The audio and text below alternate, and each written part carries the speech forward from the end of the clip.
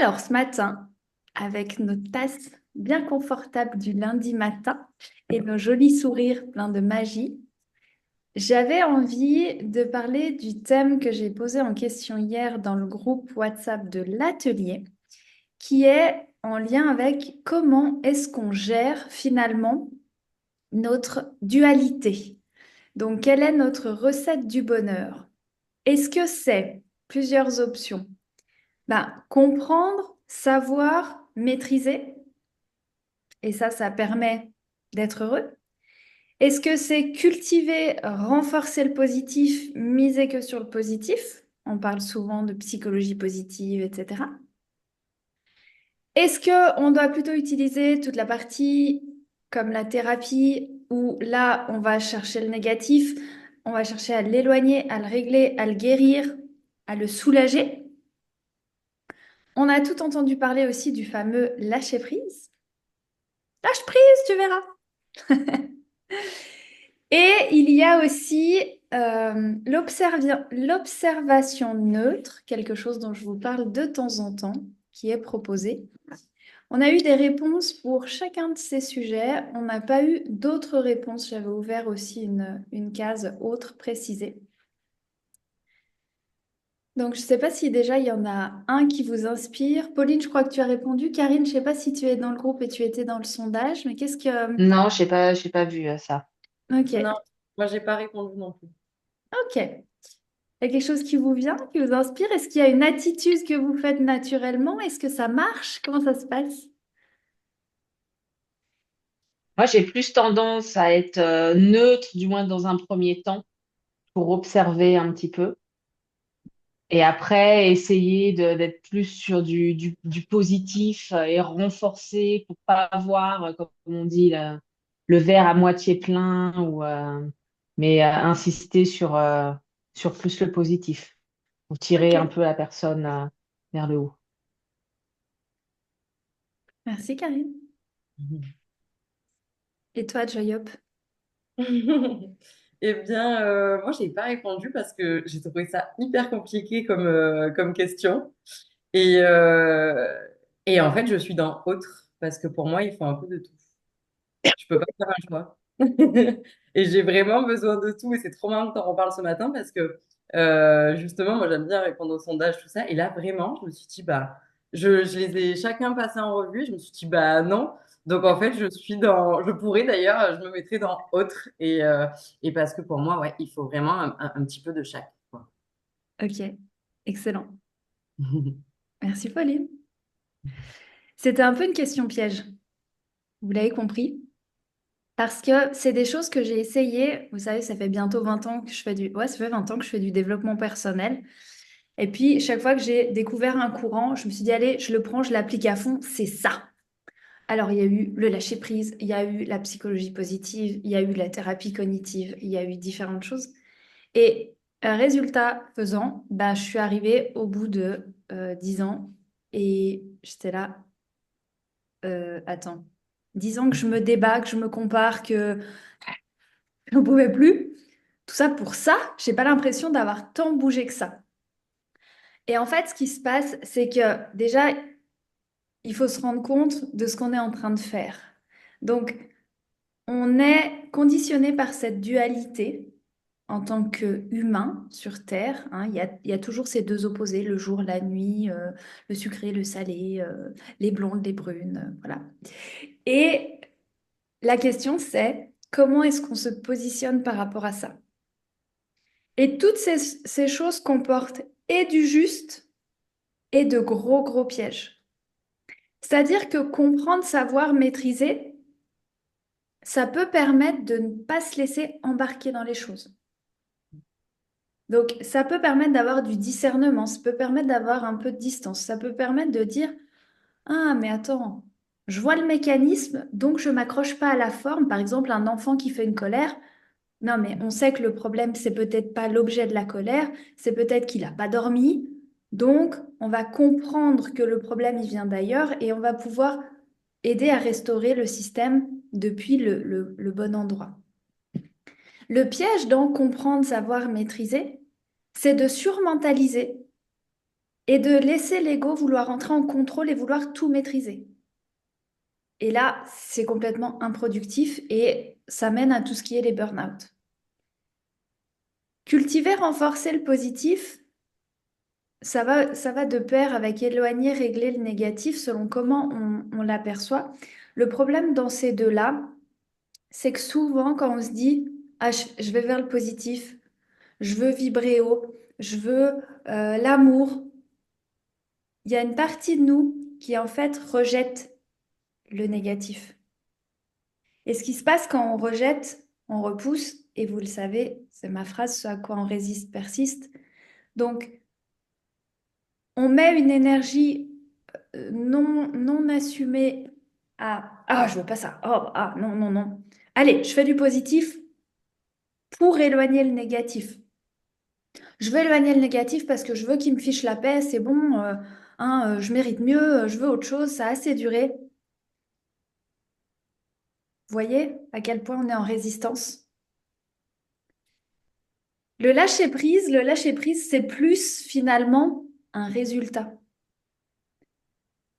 Parce que quand tu es dans une grosse crise et qu'on vient te dire, mais lâche prise. Ouais, c'est ça, ouais. Qui y arrive? Vous y arrivez, vous? Par moment, oui. Par moment, mais dans les grosses crises, tu y arrives? Non, non, non. C'est ça. Le lâcher prise, c'est plutôt, pour moi, l'état de détachement qui vient de quand on est bien aligné, quand on est bien droite dans nos bottes, on sait où va notre cœur, Mm. notre tête est au clair, bah, naturellement, on lâche prise, on se prend pas la tête. Et puis, je pense qu'on lâche prise aussi sur par moment. Tu lâches pas prise pendant des mois sans Non. pouvoir rien contrôler, etc. Et par micro-moments, Mm. tu peux y arriver. C'est ça. Et puis, le lâcher prise, à voir aussi, il y a un côté du déni. Vous savez, notre mental, il a trois manières de réagir. Il peut fuir, il peut combattre et il peut être dans le déni. Et il y a des gens qui utilisent le lâcher prise. Et le lâcher prise conduit souvent, les gens qui veulent vraiment appliquer le lâcher prise, conduit souvent aussi à des addictions. Parce qu'on va finalement se réfugier dans autre chose et on va dire, non, mais moi, je lâche prise, donc je regarde pas les problèmes, je regarde pas ce qui me contrarie. Et il y a souvent un moment où ça ressort. Je connais un bon nombre de personnes, c'est pas forcément sain et positif. Et l'observation neutre, l'observation neutre, bah là, l'idée, c'est d'être dans le non-jugement, d'être vraiment dans le OK, il y a ça, OK. Et là, l'idée, c'est justement, quand on est dans cette observation neutre, il va forcément y avoir des réactions. Parce que c'est humain. Parce qu'un humain, il est conditionné. Donc, on arrive sur Terre et on empile tout un tas de conditionnements, de blocs, etc. Et l'observation neutre, ben en fait, elle s'accompagne toujours derrière d'une action par rapport aux réactions. C'est obligé. Donc, observer, être neutre, c'est ce qu'on appelle un état de conscience. Ça vous met dans la posture du thérapeute. Ça, voilà, ça a des côtés géniaux. Et après, il faut arriver à dealer avec tout ce qui vient en périphérie. Donc, la clé pour moi, pour se dépatouiller avec toutes ces belles paroles, avec toutes ces possibilités, pour être vraiment en complétude et pour faire le travail vraiment en profondeur et pour que les choses ne traînent pas sous un tapis ou ne... Voyez, parce que ce qu'on évite, ça revient, on le sait, ça revient sous forme d'expérience jusqu'à temps qu'on les transcende. Donc, c'est de se rendre compte qu'en fait, nous, on est les transmutateurs. Nous, on change la situation par... Par quoi est-ce qu'on la change? Vous le savez, ce qui active notre pouvoir?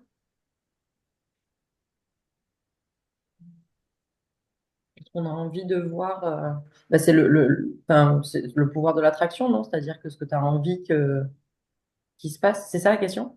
Peut-être pas. Ouais, ça peut être ça. D'après toi, Karine, comment est-ce qu'on change les choses?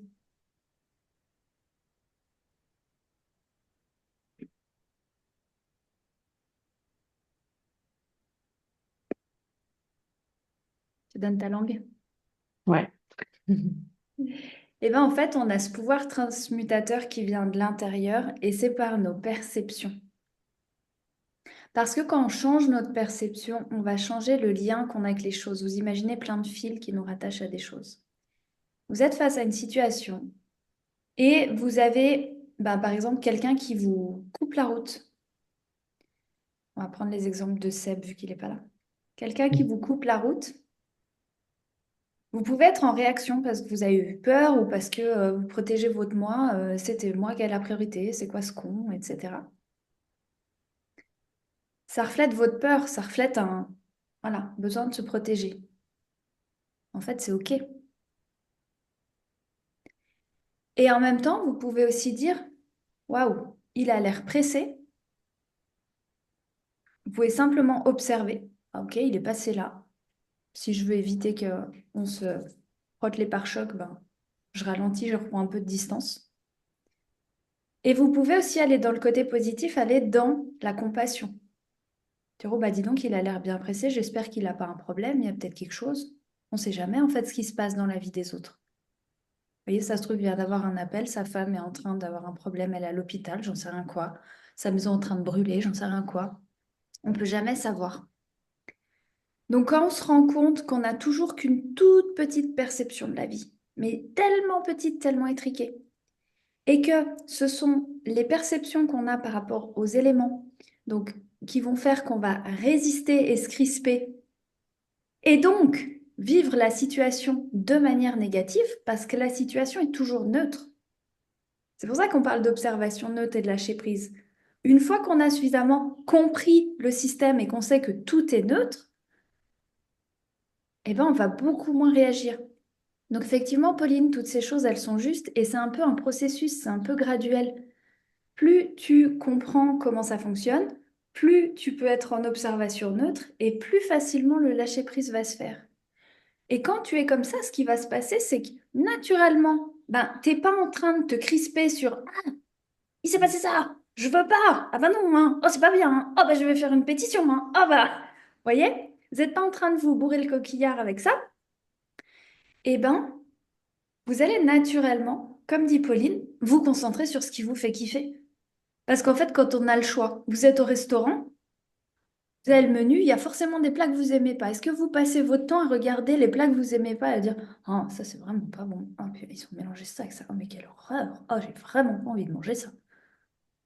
Ce serait stupide. On est d'accord. On va pas au restaurant pour faire ça. Donc, naturellement, faisons confiance à notre être naturel. Il va aller vers ce qui lui plaît.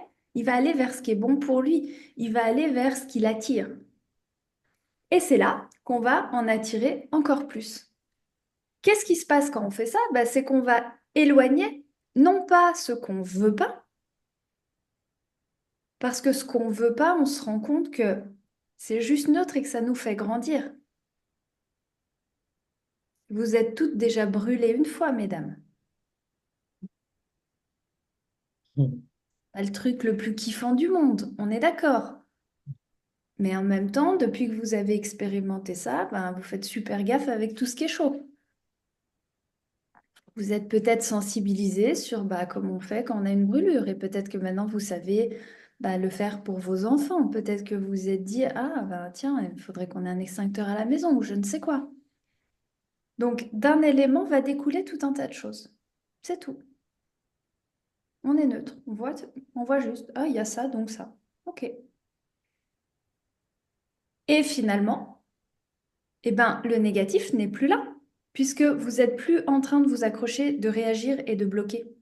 Le négatif n'existe que dans notre perception. Donc une personne qui veut aller en thérapie et qui veut changer le négatif, il faut juste qu'il se concentre sur sa perception en fait. Et bien souvent, le piège final, et je ne l'ai pas mis là-dedans parce que je pense que toutes les personnes sont à un niveau de compréhension qui est quand même plus avancé. J'aurais pu mettre aussi changer la situation. Ça va avec maîtriser, vous me direz. Mm. Est-ce qu'on veut chercher à changer la situation en frontal, en direct, et de dire, ben voilà, moi je vois typiquement le cas de ma maman. On en parlait hier avec mon chéri, c'est chouette. Eux, ils étaient trois enfants, trois garçons. Et moi, j'étais toute seule avec ma maman. Donc ma maman, elle a voulu, pour éviter toutes les perturbations qui vont avec un enfant, elle a voulu maîtriser. Donc elle m'a mis un contrôle absolu dessus. J'avais des règles, des machins, des trucs, je ne devais pas lever un petit doigt. C'était un truc de dingue. En fait, elle a tout vraiment. Et Cédric, c'était tout l'inverse en fait. La maman, elle savait qu'avec quatre bonhommes à la maison, c'est pas comme ça qu'elle allait faire la loi et qu'elle avait plutôt intérêt à surfer avec le courant. Et puis, elle allait plutôt leur dire, écoutez, faites votre vie, mais allez jouer dehors pour elle, enfin voilà, et trouver une synergie qui match. Et en fait, c'est exactement ça. Et si je regarde les trois garçons, ils se prennent tellement moins la tête que moi, ils sont tellement moins en résistance avec la vie. Et cette attitude de contrôle, en fait, elle marche quand on veut agir sur un tout petit truc. J'ai été un tout petit truc. Mais après, quand ça grandit et quand il y a de plus en plus de choses, on peut pas tout maîtriser, on peut pas tout contrôler. On peut juste contrôler notre perception. Donc, la clé que j'ai envie de vous proposer aujourd'hui, c'est de trouver votre truc à vous, votre outil, votre méthode à vous, qui vous permet de rester en observateur. Du premier coup d'œil, de voir que non, mais attends, c'est pas positif, c'est pas négatif, c'est pas un truc qui me concerne moi personnellement, je suis pas attaquée, etc. Et finalement, comment on éloigne le négatif en un claquement de doigts? Ben, on se rend compte que tout est là pour nous faire évoluer. Comme quand on veut monter l'Everest, ça demande un certain mindset. On sait qu'il y aura des difficultés, on sait qu'il y aura des imprévus, on sait qu'il y aura tout un tas de paramètres qu'on ne maîtrise pas, et on ne part pas avec l'idée de je vais maîtriser, je vais éloigner le négatif. Vous voyez? On part juste en se disant, voilà, j'ai mon objectif, je vais y aller, je vais composer avec ce qui se présente et je m'accroche à ma lumière finalement. Donc, qu'est-ce qui peut faire que vous vous accrochez à votre lumière? Par exemple, on avait parlé de la gratitude. On avait fait un challenge sur la gratitude l'année dernière et il y avait eu énormément de bons retours. Et toutes les religions, toutes, ont vraiment quelque chose de très fort avec la gratitude. Et toutes nous enseignent qu'en fait, si tu dis merci à tout, et c'est là où ça paraît antinomique, attends, c'est qui? C'est Jésus qui se prend une gifle et puis qui tend l'autre joue? Ou je sais plus, il y a une métaphore comme ça, voilà, si tu te prends une baffe, faut tendre l'autre joue pour, voilà. Mais finalement, si tu réagis direct comme ça, bah même quand il y a une crispation, parce que tu sais que la vie se fait de manière parfaite pour toi et que bah, si tu résistes à quelque chose, c'est juste que tu n'en as pas compris la magie qu'il y a derrière. Et voyez, juste de se rendre compte que, ah, je résiste, ah, bah, c'est juste que de toute façon, je ne peux pas comprendre parce que ça dépasse tellement les capacités de notre mental. C'est pour ça qu'on parle de lâcher prise, de faire confiance à la vie. Parce qu'en fait, c'est hors de notre portée. La physique quantique nous en parle, mais on sait que même elle, c'est petit par rapport à vraiment ce grand tout. On ne peut pas vraiment savoir. Donc moi, j'ai choisi en ce moment-là de revenir vraiment au mot merci, parce que c'est simple. On l'a déjà dit des milliers de fois. On a déjà tous ressenti la gratitude, donc c'est quelque chose qui est déjà assez fort en nous. Vous voyez, c'est comme les gestes ressources dont nous parlait Myriam. Plus vous allez le pratiquer, plus le muscle va se développer. Donc, si vous voulez prendre quelque chose de nouveau, vous commencez de zéro, vous allez devoir mettre la connexion neuronale en place. C'est pour ça qu'on dit qu'il faut répéter, répéter, répéter. L'idée, c'est que ça, après, ça va entrer dans notre subconscient et ça va devenir notre automatisme. Donc, si on s'entraîne à dire merci à tout, par exemple, hier, j'ai appris qu'il y avait plein de couilles sur un chantier, et ben, j'ai dit merci, je ne savais pas pourquoi. Je dis merci, je vais m'en occuper demain, je fais de la place dans mon agenda, et aujourd'hui, je suis en gratitude de prendre ça en main pour le bien de mon chantier. Avant, mais je me serais emballée, j'aurais râlé, j'aurais été de mauvaise humeur. Et qu'est-ce que ça aurait fait comme différence? Un, ça m'aurait gâché mon dimanche. De deux, j'aurais forcément, bah, les personnes qui m'ont remonté ces problèmes auraient senti cette mauvaise humeur. Donc, eux qui sont venus bosser un dimanche, ça les aurait aussi repollués, entre guillemets. Et puis, ce matin, j'aurais commencé ma semaine en mode, allez, ouais, il faut gérer ça, super, ça me gonfle. Et comment je vais m'en sortir? Et machin, et trucs. Voyez? Et quand j'ai dit merci, je savais pas pourquoi. J'étais là, mais puis la part de la tête qui dit, mais t'es con ou quoi? Tu dis merci pour tous des problèmes le dimanche. Allô? Ça y est, t'es devenue folle. Et ce matin, bah, je vois pourquoi, merci. Merci parce que ça va me permettre de découvrir de nouvelles solutions, ça va me permettre d'anticiper les prochaines fois, ça va me permettre de développer mon réseau, ça va me permettre d'amener encore plus de satisfaction pour mes clients, encore plus de bonnes prestations. Ben, ouais, je suis contente de ne pas avoir regardé le verre à moitié vide hier.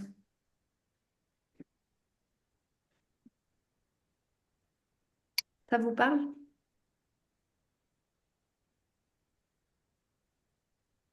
Ouais, moi carrément, bravo déjà, c'est trop chouette. Et oui, ça me parle carrément. Moi, justement, depuis le challenge que j'avais fait avec toi et que j'avais partagé aussi aux autres filles de ma communauté, moi, j'ai complètement mis ce principe de dire merci en fait au quotidien. Et parfois, je le dis même, tu vois, avec des personnes avec qui je travaille, je l'évoque, tu vois. Merci la vie. En fait, et je le dis parce que c'est vrai que je pense que le penser, c'est bien. Mm. L'écrire, ça peut être bien aussi. Et tu vois, le dire, moi, ça me permet aussi d'assumer pleinement, d'être dans cette gratitude et de dire merci. Tu vois, de pas juste le faire en off dans ton petit coin.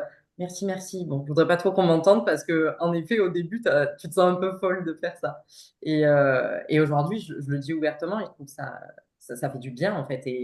Et on se rend compte, enfin, moi, je me rends compte que ça fait du bien aussi aux personnes qui m'entourent. Et c'est ça Mm. qui est chouette. Et, et puis, alors moi, pour le coup, ce que j'essaie de mettre en place au maximum, enfin, ce que je suis en train de mettre en place, c'est de ne pas trop, alors ça rejoint le côté, je pense, faire confiance à la vie, c'est de ne pas trop planifier, programmer. Alors que ce soit dans le pro ou dans le perso. C'est-à-dire que j'essaie, moi je suis hyper organisée, donc j'avais tendance à prévoir 1000 choses déjà pour 2025, prévoir voilà, des week-ends, des événements pro, tout. Et en fait, de plus en plus, je me dis, vois jour au jour, enfin jour par jour, semaine par semaine. Et en fait, la vie fait elle-même des choses sans que moi j'ai besoin de le faire. Ça vient à moi. Mm. Et ça me permet aussi potentiellement de ne pas annuler des choses que j'avais prévues. Et finalement, dans 6 mois, je ne sais pas comment je serai. Donc, ça ne veut pas dire ne rien prévoir, mais prévoir vraiment le moins de choses possible parce qu'en fait, il y a des cadeaux de la vie parfois. Et si tout est bien prévu, bien planifié, et qu'on ne veut pas sortir des rails, ben, ça n'arrive pas, quoi. Mm. Donc voilà, moi, c'est vraiment là ce qui ressort chez moi, c'est le fait de faire plus confiance, me laisser plus porter aussi. Et, euh, et ça fait du bien. Ouais, c'est cool. Effectivement, comme tu dis, c'est pas juste penser ou écrire, c'est vraiment le ressentir. Et quand on le ressent, on reprend le contrôle de sa vibration, et vous le savez, tout est vibratoire. Et quand on vibre amour, gratitude, joie, eh ben, on attire des choses qui nous mettent en gratitude. Et donc, naturellement, bah, le reste, c'est toujours là, mais ça vient plus nous matcher. Et je fais beaucoup l'exercice aussi tu sais, des avantages, inconvénients à chaque situation. Et Ouais. c'est génial parce qu'il y a toujours plus d'avantages. Donc, c'est fou, quoi. Mm. Ouais, c'est une manière de se mettre en gratitude consciemment quand on ne voit pas, mais Ouais, de quoi je peux être en gratitude là-dedans? c'est ça. Ouais, c'est cool. Donc un exercice de la transe Mm. qui aide à switcher le mental et qui est très très puissant. Carrément. Et toi, Karine, comment ça te parle? Bah moi, ouais, dire merci, je trouve ça important. Parce que souvent, on met le doigt sur ce qui va pas. Et c'est vrai que moi, avant, quand j'étais salariée, quand tu es salarié, c'est frustrant de voir que tu mets des choses en place, que tu avances et que finalement, on va souligner que ce qui est négatif. Et je trouve que c'est important quand on est content de le dire. Euh, ouais, tu peux dire que il y a des choses qui vont pas, mais quand il y a des choses qui sont bien faites et qui vont bien, bah, je trouve ça important de vraiment de dire bah merci, ça c'était super. Et ça te permet voilà, d'avoir plus confiance en toi aussi, d'avancer. Donc, moi, c'est quelque chose même quand effectivement on est dans des situations un peu compliquées, là dernièrement, j'ai un artisan avec qui je travaille, que ça faisait un moment que je voulais travailler avec lui parce qu'il travaille très bien, sauf qu'il a de gros problèmes d'organisation et de visibilité, d'estimer son temps, qui a des répercussions du coup sur moi, la gestion du chantier. Et je me suis dit, bon, alors comment on aborde ça? Si je commence de front à lui dire, voilà, ça va pas, tu m'avais dit ça. Donc voilà, je tourne le truc dans un sens en lui disant, ouais, ça c'est super et tout et tout. Et puis voilà, de détourner et plus le féliciter sur ce qu'il fait bien, etc. Et que si on avançait, si on avait plus de visibilité, bah, ce serait mieux, finalement, tout le monde serait content, et le client, et nous. Et du coup, bah là, voilà, on a débloqué le truc et ça devrait se goupiller cette semaine. Donc voilà, c'est chercher comment on peut, je dirais, flatter l'autre, le remercier pour déjà tout ce qu'il a fait, pour voilà, lui donner l'énergie d'avancer aussi. Mhm. C'est ça, on n'attire pas les mouches avec du vinaigre. Mm. Non, exactement. Donc si on aborde la personne en ouverture, en gratitude pour tout ce qui va bien aussi, et en viens, ensemble, on va trouver les solutions, il n'y a pas de problème, donc il n'y a pas de résistance. Mm. Et donc ça peut être merci. Après, je vous donnais mon exemple que moi j'ai envie d'appliquer en ce moment. Mais il y a plein d'autres recettes. Il y a un petit livre que j'avais découvert qui avait vraiment waouh, switché un truc aussi. C'était la technique du je m'aime. C'est simplement se dire je m'aime dans toutes les situations. Parce que à chaque fois qu'on réagit mal, à chaque fois qu'on se prend la tête, à chaque fois qu'on est triste, c'est qu'en fait on a une croyance, il y a un truc qui se met en place qui fait qu'on ne se sent pas en amour de nous-mêmes, qui fait qu'on ne se sent pas aimé. Et si nous-mêmes, on se donne ce dont on a besoin, et la seule chose dont on a vraiment besoin, c'est de l'amour, après, le reste, rien ne peut nous atteindre. Donc il y avait ça, il y a Rhonda Byrne dans son dernier livre, elle parle de se rappeler qu'on est conscience, donc se dire, suis-je conscience? Donc, suis-je détaché du personnage? Suis-je plus dans mon état de sagesse que dans mon état d'humain qui veut ça et qui veut pas ça et qui nanana et qui... Suis-je dans ma posture finalement ouais, divine, entre guillemets? Et le simple fait de se le demander va nous mettre le curseur et l'attention là-dessus et nous permettre de revenir à ça et dire, ah bah non, là si je suis en réaction, là si je ressens ça, ah ok, je reviens, tranquillou. Donc, vous voyez, il y a mille et une manières de faire. Et si j'ai un challenge à vous lancer pour préparer 2025 au mieux, bah, c'est de vous demander Dans quel état la personne du futur que vous voyez être et qui vit mieux que ce que vous êtes maintenant, comment elle accueille la vie, comment elle vit la vie. Et quand vous avez cette vision-là, parce que vous le savez, quand on regarde nos objectifs, c'est pas tant nos objectifs, c'est quelle personne on devient à travers ces objectifs, quelle personne on est quand on est dans cet environnement-là avec tous ces paramètres-là. Donc, moi, typiquement, la Flo du futur que je vois qui est heureuse, épanouie, ben, elle accueille les choses dans son cœur au lieu de réagir, au lieu de se braquer, au lieu de se prendre la tête. Et la manière, bah, je suis toujours un peu entre ces trois que je vous ai cités, c'est voilà, c'est gratitude, ben merci, ok, tu me challenges, merci. Une fois ma belle-fille, elle me challenge, ben, écoute, merci.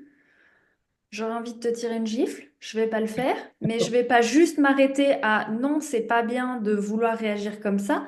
Je vais te remercier parce que tu me montres ben, à quel point j'ai des résistances. Tu me montres à quel point je suis conditionnée par l'éducation de ma mère qui, elle, m'aurait décollé une gifle et puis point barre, c'était fini. Tu me montres à quel point je fais en sorte d'être différente. Tu me montres à quel point j'ai encore du chemin à faire. Tu me montres à quel point t'es parfaite et c'est moi qui n'ai pas compris. Waouh, et c'est magique. Et c'est ça qui alchimise, c'est ça qui va transformer les conditionnements dedans. Donc demandez-vous, prenez un petit moment aujourd'hui, voilà, pour vous demander et préparer tranquillement votre transition vers 2025 pour aller vers cette nouvelle énergie. Et demandez-vous, bah voilà, cette Karine plus épanouie, plus tatata, comment elle vit toutes les situations? Parce que les situations faciles, on sait les vivre, hein. On n'a pas besoin. Donc comment elle vit son quotidien? Voilà, moi, Pauline, accomplie, épanouie, etc. Comment elle vit les choses? Comment elle répond aux choses? Et à partir de là, deuxième étape, eh ben, vous trouvez votre petite technique. Ça peut être un mot ressource, ça peut être une phrase, ça peut être une image avec une symbolique. Par exemple, vous visualisez que vous êtes une colombe, je sais pas, ou voyez, trouvez votre repère à vous. Donc, vous avez quelque chose de visuel, vous avez quelque chose d'auditif, c'est le mot. Vous pouvez avoir aussi un geste kinesthésique, ou ça peut être un caillou. Il y a la pierre de gratitude qui existe. Vous prenez un caillou et chaque fois que vous touchez cette pierre, c'est pour remercier. Et elle a déjà guéri des gens dans le monde, tellement c'est puissant. Donc, ça peut être un repère physique. Ça peut être, ouais, ça peut être plein, plein, plein de choses. Ça peut être une odeur. Vous pouvez avoir votre huile essentielle d'une odeur qui vous ramène en bien-être. Mais vous devez déjà déterminer cet état, clairement l'identifier, clairement le repérer. Et puis votre objectif après, c'est d'y revenir le plus souvent possible.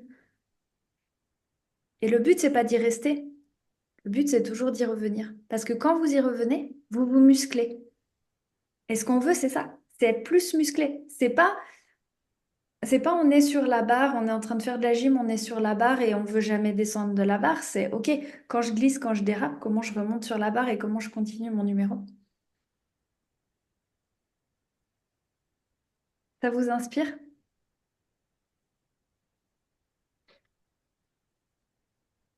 Moi, j'étais en train de renoter, mais en visuel, auditif et objet, parce que je les ai déjà, mais du coup, ça fait un rappel. Cool.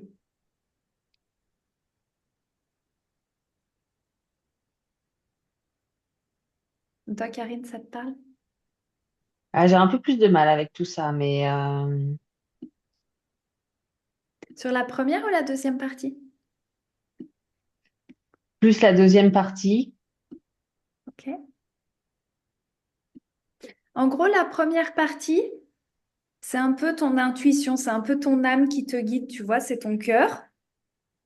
Mais le problème qui fait que des fois on est dans la souffrance en tant qu'humain, c'est ce lien, c'est qu'on vit pas tout le temps à partir de cette posture divine, à partir de cet être que nous sommes. Tu vois ce que je veux dire? Donc, l'idée, c'est de donner à l'humain, dans la matière, dans la situation, des repères concret par les cinq sens pour qu'ils soient plus en lien avec cet état-là. Peut-être Laisse, que tu veux que je te dise les miens pour que enfin, peut-être pour avoir un Mhm. exemple et que ça t'aide. Euh, Moi, j'ai déjà une musique que j'avais. Alors, j'avais fait justement un accompagnement sur tout ça avec une formatrice qui m'a aidé justement à les trouver. C'était un accompagnement sur 2 jours. Et moi, j'ai une musique qui vraiment me fait vibrer et me permet de tout oublier, si tu veux, d'oublier tout ce qu'il y a autour et de vraiment d'être focus à ce moment-là sur moi. Et, euh, et ensuite, une fois que j'ai cette musique dans mes oreilles, pas en haut-parleur, hein, dans mes oreilles vraiment, en casque ou en écouteur, je me visualise en fait. Et j'ai une scène dans ma tête. Et moi, j'adore la mer. Donc, je me vois, ça reste flou, hein, mais je me vois dans une maison avec une immense vue sur la mer et entourée de mes proches. Et mes objets, j'en ai deux. J'en ai un pour la journée et un plutôt pour le soir. Parce que l'objet que j'ai dans ma journée, c'est une bague que je mets, là je l'ai pas, mais voilà, à mon deuxième doigt et que je touche si j'ai besoin, tu vois, voilà, je touche ma bague et c'est des moments où dans la journée, je me sens pas forcément en confort, où voilà, où je me sens pas forcément bien et hop, ce petit geste me permet de, ouf, me ramener. À moi et à mon intérieur, à mes besoins, à mon bien-être, etc. Et le soir, j'ai une pierre qui est, tu sais, une pierre de gua sha. Et en fait, que j'ai à côté de mon lit, parce ça m'a été offert par ma professeure de yoga, que j'adore et qui m'aide énormément dans ma vie. Et voilà, ça, c'est le soir, je la prends contre moi. Et c'est le moment où je remercie aussi ce qui, s- voilà, ce qui s'est passé dans la journée, mon plus beau moment, etc. Voilà, si ça peut t'aider, Merci, Pauline. je t'en prie. ouais, tu peux, voilà, te laisser inspirer, Karine. Et puis, justement, tu vois, c'est en lien aussi avec notre métier dans la déco, hein. C'est comment on matérialise les belles vibrations. Donc, sois curieuse, demande-toi, touche des choses, vois si tu as plus envie d'écouter, de sentir, de toucher, de répéter quelque chose. Et puis, ouais, c'est des ancrages, on appelle. C'est hyper puissant. Et c'est vrai qu'il faut trouver c'est ça, le tien, tu vois. Et c'est en faisant aussi que tu verras ce qui te parle à toi, quoi. C'est ça. Et puis, ça bouge aussi. Ouais.